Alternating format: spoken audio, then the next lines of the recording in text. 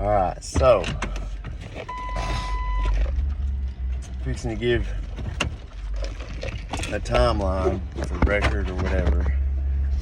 Mainly because I want enough people to have the conversation to think about this stuff. Okay. Now, had a few things happen.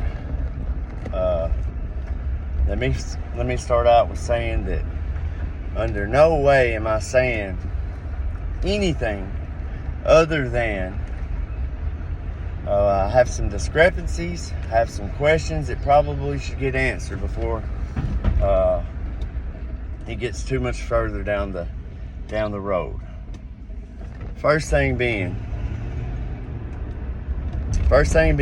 is the tickets in the mail. Or I keep calling them tickets. They're not tickets, they're claims. It's a claim somebody's trying to contract in a way, right? So he's making a claim that if I don't respond to,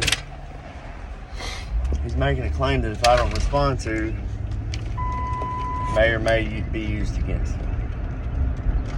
Because when somebody makes a claim on you, like a debt collector sends you a bill in the mail. Did y'all know that if a debt collector sends you a bill and you don't dispute it, our legal system is written in a way where that could be compliance. Well, it actually is. I think they call it silence is acquiescence is another way they say that if you ever hear that. Let me get to what I made the video about. Alright, so we cleaned up, got a ticket. Now, I had tools out, but there was no trash, no standing water. I'm very conscious of mosquitoes. Being a light-skinned fella, they aggravate the shit out of me, okay? They bite the hell out of me. And I don't like them, so I'm conscious of them, okay? So, the letter had said that there could be mosquitoes, there could be smells and all these things. Or actually, it said that there was, which there was none of those things. What there was some tools and shelves out and some dressers and stuff that I was fixing, and a couple old school desks from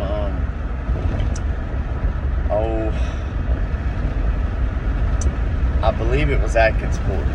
I'm not sure what for sure what school it was from. It might have been that one that they got the community center in, but nonetheless, it was neat to me. So we kept them. They were in an old house that a school teacher had, and they were going to throw them away, so I kept them. My wife was refinishing one. I got one still in the shed. And so the first time I cleaned up, I had nothing but tools and things that I just swapped in and out. Because we do a lot, man. I'm working out of a damn Lincoln Town car right now, guys. I mean, like, it don't bother me, but it bothers a whole lot of other people, apparently. But anyways, I swapped things out to go to baseball practice, or whatever we're doing. Now, I left those tools out there that weekend, but the next day, let's see, not the next day, no, it wasn't. No, it was the following Monday, I got a letter. This is the first one, not the very first one, but the first one where I made a video asking how come you didn't tax, you know, how come the BPU and First Bank and all my other neighbors didn't get these letters. I think I found one other person that got them. And it got me thinking. It was a neighbor calling, because why aren't they calling on the other neighbors? Why, you know, it just felt like it was very selective. And I put out a statement that was vague that said, listen, before anybody starts throwing stones at me, they better make sure their own fucking house is cleaned up. You know, I said I didn't believe that listen, and they're not. Listen, guys, the police and these inspectors and stuff, they are commercial. Okay, they aren't supposed to be over there at my private home. Okay, think what you want. When somebody's just walking down the road minding their business, it ain't your business or anybody else's to call the law on them if they haven't broken any laws. If you think that person might be breaking some laws, it ain't your business to call the law on them. If you see somebody breaking into a house, call the law on them. That is against the law, okay? These people are only here because we don't know how to act. You do understand that, right? And it just blows my mind that I could have a neighbor that would have such an issue to keep calling and then getting them to write tickets on me instead of just knocking on my door. I'm outside now a lot. So there's no reason that you ain't stopped and said, hey, this bothers me. Because I'm going to tell you, a guy like me, I can get down with that. You know, my neighbor next to me, they said, hey, could you dial it down a little bit with the guitar, say after 9 o'clock? I said, perfectly okay. Matter of fact, 8:30, I'll go in and play in the basement if I'm playing, you know? And that's the kind of relationship that a good, healthy community has, okay? When we start looking at suspicious people or whatnot and calling the law on them, let me tell you what that does to them.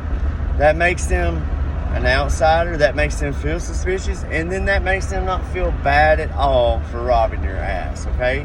You calling the law on somebody is going to get you robbed way before it's going to prevent one. Because the system, as you know it, isn't there to stop robbers like we were all taught. They're there to create them. You don't believe me? Go spend a little time in jail and see if you ain't stealing. Go live around some criminals and see if you don't start trying to come up with ways to be one yourself. You understand, living on both sides of the law, that things are relative, okay? And until you've had a cop fill out some crazy paperwork on you, take your kids away, unjustly take your kids away and use them against you, or, you know what I'm saying, seize your vehicles, or do something crazy, which I've heard of a bunch of different horror stories, then don't judge me for saying, hey, why am I getting this and why aren't anybody else? Or, you know, this is wrong. This ain't what your job is, bro. Like, dude, your job's not to go around and pick on the citizens, especially when the city and the county ain't got their stuff cleaned up. So I got an answer for all that now. But let me tell you about what else has happened. I went up there and played guitar for 5 hours straight at the water company. Now, I wasn't going to say much of this. I wasn't going to tell everybody or ask, how in the hell are those guys that drive around? There was like 3 trucks that day, brand new Fords, man, diesel, Super Duty, nice trucks. I'd love to have the 20-year-old version of one of these, right? And these guys, I was up there for 5 hours, and I guarantee you I seen each one of them ride by. I've thought about this, and I know I seen at least 3 guys in 3 different trucks drive by 5 times apiece in a 5-hour period. That's, well, I mean, 15 trips. It was strange to me because I thought, even if your procedure was to come back every time in between jobs, like, then your bosses or whoever wrote it are setting you guys up to fail. And then I realized, well, maybe local government's just like federal government. They just create problems so they can justify themselves. And then why would you want to hurry up and get your work done? They're just going to give you more work, right? Look, man, I understand we're all in these roles and we get to doing these things where we're like, not half-assing it necessarily, maybe. Actually, I'd say probably most people don't even put in half their energy into their work. Because it's like just waiting to get off. Just waiting to the end of the day. I mean, really, think about it. This is my issue with everything. Why are we all bullshitting each other all the time with this stuff? It ain't got to be like this. It ain't got to look. There's plenty of unemployed people right now that would love to drive around in a nice big truck and probably get some shit cleaned up or whatever you guys got to do. You know? But you guys, I ain't trying to put you on blast because I understand it ain't y'all's fault. It's your leader's fault. It's always the leader's fault. But it's always our responsibility to do the right thing. And you don't see that much these days. And I got to know, since I've been up there playing the guitar, they took, the very next day, I had to put money on my electric because they take all your money off your water. If you got a negative balance in the water, they'll take all your money off your electric to cover it, and then both of the things get cut off until you can get them paid. So, this is what happened. Once we got it all paid up, at 1:30 Wednesday, I put, I think, 40 on it.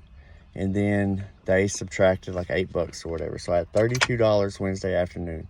Didn't owe them nothing at this point. Water's back on. Done paid the hookup fee, which is ridiculous. All those things, right? And then at before 8 o'clock Thursday morning, had $20 more get taken off my electric. By Friday afternoon, I had 6 cents on my electric. When normally $32 with no air, no water heater, none of that shit's electric. $32 should have lasted me till Monday. It lasted me till Friday afternoon. They were cut back off Saturday. It surprised me. I didn't even see that coming. And I'll tell you what else I didn't see coming. I didn't see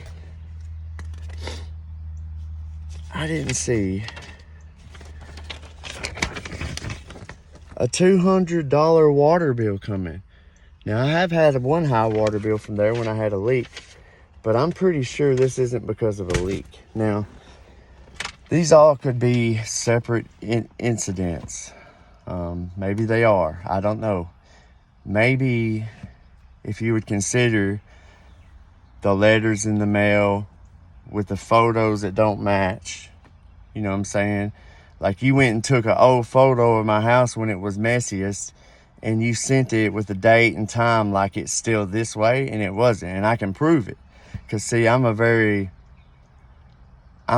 methodical person with some things, right? And I love to read law books and stuff.